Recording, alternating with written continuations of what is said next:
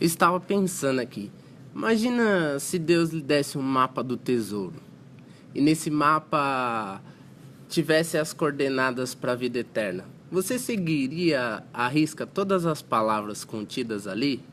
2 passos para a esquerda, 1000 passos para frente, 2000 passos para leste, sei lá, tudo isso aí. Você seguiria? Se você acabou de dizer ou pensar que seguiria essas coordenadas, eu te faço uma pergunta. Por que você age o contrário do mapa que ele lhe deu? Sabe quem é esse mapa? Este mapa é Jesus. Nele está contida as palavras de vida eterna, porque nele é a verdade. Ele é digno de confiança, porque ninguém vem ao Pai senão por meio dele. Já parou para pensar nisso? Quando lá no princípio os nossos primeiros pais pecaram, nós perdemos junto com eles o direito da vida, porque o salário do pecado é a morte, e nós herdamos a morte dos nossos primeiros pais. Quando Jesus ele veio ao mundo, ele pagou o nosso preço de morte e morreu no nosso lugar. Fica difícil de entender isso? Não, né? O que eu quero que você entenda é que só terá direito à vida eterna os que nele estiverem. Quem não quiser ou não concordar com isso, essa pessoa ela pode viver a vida dela como desejar. Ele nos deu livre-arbítrio, mas no fim, esse aí não vai poder escapar da morte nem da condenação.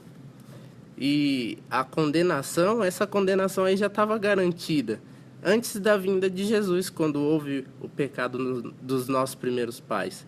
Quem só vive para si, ou quem só vive para o mundo, para essas coisas que o mundo oferece, quem só vive para isso, essa pessoa já está morta para Deus. Nós podemos nos considerar até pessoas boas, mas é claro que é o nosso ver, porque para Deus isso daí não vale de nada. A palavra fala lá em Isaías que a nossa justiça é vista como trapos de imundície. Quer nós nos consideremos bons ou maus, para Deus nós continuamos sendo a mesma coisa. Nós só somos aceitos por Deus por meio de Jesus, não há outro modo. Nós podemos conhecer a Bíblia toda, está na nossa denominação religiosa todos os dias celebrativos, mas eu digo que de nada valerá. Aí você pode perguntar, então como nós seremos salvos da morte eterna? Eu digo para você, obedecer nas coordenadas do mapa de Deus, que é o seu Filho amado. Ele diz, se alguém quiser me seguir e não negar a si mesmo, não tomar a sua cruz, não será digno de ser meu discípulo. Ou seja, quem amar qualquer coisa mais do que a mim, não é digno de mim, independente do que seja essa coisa que você ame, seja bens, seja coisas ou familiares. Deus nos deu livre-arbítrio de segui-lo e muitos podem pensar que não tinham essa escolha, mas eles têm. Todos nós já estávamos condenados à morte eterna, mas quando Jesus veio e morreu em nosso lugar, ele levou sobre si o nosso castigo que já era merecido e nos disse, agora você é livre e pode fazer o que você quiser. Você é livre. Você pode escolher voltar para a jaula onde você estava, que Jesus te libertou, ou você pode viver a vida como você quiser, não é? Você pode aguardar a morte a partir daí, ou você pode negar a si mesmo e seguir o nosso Salvador. A escolha é sua. Você é livre para escolher como é que você quer viver, mas você só não é livre para escapar das consequências dessas escolhas que você toma. Você quer vida? Obedeça as coordenadas que o mapa lhe oferece. E onde você encontra essas coordenadas, você sabe? É claro que é na sua palavra. Mais uma vez eu digo, você pode dizer, mas eu sou uma pessoa boa. Eu lhe digo, bom é só o nosso Criador. Nossa carne nunca vai poder agradar a Deus. Nós podemos usar da nossa vontade e fazer coisas que nós achamos que são boas e que vai agradar o nosso Criador. Mas não irá. Você sabe por quê? Porque sabe aquela fruta que dava o conhecimento do bem e do mal? Todo mundo só pensa na parte do mal, mas esqueceu que a fruta dava o conhecimento e a capacidade de fazer tanto bem quanto o mal. Por isso, tanto o nosso bem quanto o nosso mal vem da nossa carne, porque aquela fruta, quando foi comida, passou a fazer parte de nós.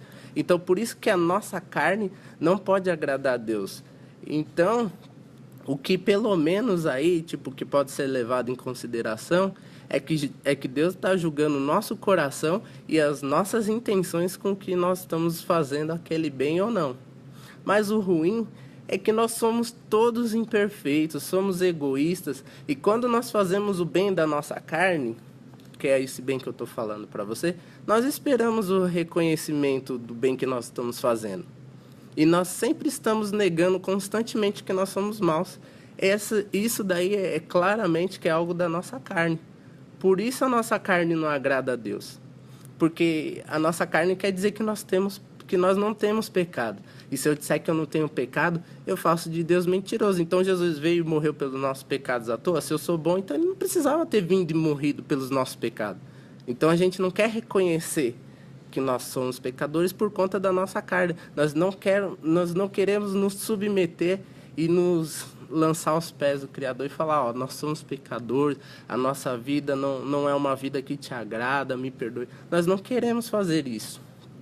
Mas se nós obedecemos a palavra do nosso Criador, ele porá em nós o seu Espírito. E esse Espírito Santo nos convencerá do nosso pecado e nos ajudará a vencer esse pecado. Daí em diante que nós podemos agradar a Deus. Mas isso não vem por nossa capacidade humana, você entendeu? Mas sim por meio de Cristo que passa a viver em nós e nos capacita por meio do teu Espírito. E para Cristo viver em nós, nós devemos morrer para nós mesmos e segui-lo. E depois morrer para as coisas do mundo. E nós morremos para nós quando nós negamos as nossas vontades, para aceitar e obedecer à vontade de Deus. E morremos para o mundo quando nada mais neste mundo nos atrai como as coisas de Deus. É uma coisa complicada, né? Mas isso não é de nós, é coisa da nossa carne. Quando eu acabo de falar isso, já vem em nós assim um pensamento, nossa, mas que coisa difícil, como será que eu vou fazer isso? Exatamente, não é você que vai fazer isso, porque você não tem essa capacidade, porque a tua carne não lhe dá condições de obedecer a Deus e de fazer as coisas como Deus quer. É o Espírito Santo dele que vem em nós e por meio de Cristo ele nos capacita, nos convence do pecado, nos dá força para vencer. Pelas nossas vontades nós vamos lá, amanhã eu vou vencer esse pecado aqui. Aí você vai lá e cai de novo. Muitas pessoas que se dizem cristãs, se fazem de boazinha e vivem de aparência, escondendo as falhas. Ser cristão não é isso, não é esconder as suas falhas, não é fingir que é o bonzinho, não é nada disso, é mostrar que é fraco, que é falho, que é pecador, mas que a misericórdia de Deus foi mais abundante do que o pecado que havia na sua carne. E é aí que você acaba se tornando um servo verdadeiro de Deus. Não acredito naquela pessoa que se mostra toda perfeitinha, que é toda boazinha, não. Porque isso daí é só aparência. Porque na denominação religiosa onde ela vai, ela é uma coisa, na casa dela ela é outra, em outro lugar é outra. Onde você estiver, quando você é de Deus, você é a mesma pessoa. Eu sou o mesmo cara chato quando eu estou no meu trabalho, eu sou o mesmo cara chato quando eu estou na igreja, eu sou o mesmo cara chato quando eu estou em casa. Por quê? Porque isso é da minha carne, mas é algo de Deus em mim que vai me transformar ou que tem me transformado a agradá-lo ou fazer a vontade dele. Você pode aceitar isso ou não. Nós não temos a capacidade em nós de vencer o mundo. Por isso, sem Jesus, nós jamais alcançaremos a vida eterna. Em nós mesmos, nós não temos essa capacidade. Só Ele é quem tem. E isso é dom do Criador. É Ele quem nos capacita e os que querem se lançar pela fé em fazer a vontade dEle. Nem o nosso amor por Deus e o nosso amor pelo próximo vai ser verdadeiro se nós não alcançarmos isso. Então, você quer obedecer o nosso Salvador? Quer fazer a vontade dEle? Então, quando você for orar, faça uma oração de entrega. Entrega a sua vontade nas mãos dEle e obedeça aquilo que Ele diz. Leia a sua palavra. E depois que você entregar a sua vontade na mão dEle, e negar a si mesmo, não tenta controlar a situação depois disso. Porque eu sei que você vai ser tentado a fazer isso. Mas resista, porque Ele vai testar você nisso, para saber se é verdadeiro ou não. E a única coisa que você vai poder fazer depois disso, de entregar sua confiança na mão dele, de negar suas vontades, é ter fé, confiança e se alegrar que o seu Redentor vive. E ele não vai te deixar na mão, tá bom?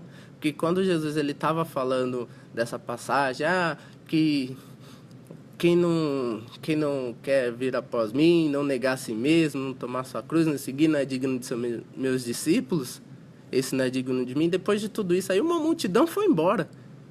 Uma rapa que estava vivendo pela carne, que estava ali só pelo interesse, que Jesus acabou de multiplicar os pães ou tinha feito alguma coisa, o povo estava ali seguindo por interesse. Mas a carne deles achou aquilo muito difícil, o preço muito difícil em pagar para seguir a Jesus, e foram embora.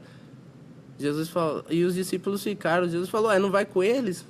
Pedro falou, a quem nós devemos ir se só tu tens palavras de vida eterna? E em outro momento, quando Jesus está falando sobre isso, os discípulos vão questionar, nossa, mas então quem é que vai ser salvo? E aí Jesus fala, isso não é de vocês, isso é dom de Deus. Ou seja, nós não temos essa força para alcançar a vida eterna humanamente falando. Isso é dom de Deus. Então, que você tenha fé, se alegre, entregue tudo nas mãos de Deus e deixe que Ele trabalhe na sua vida. Ou Deus é como um homem para mentir? Pensa nisso.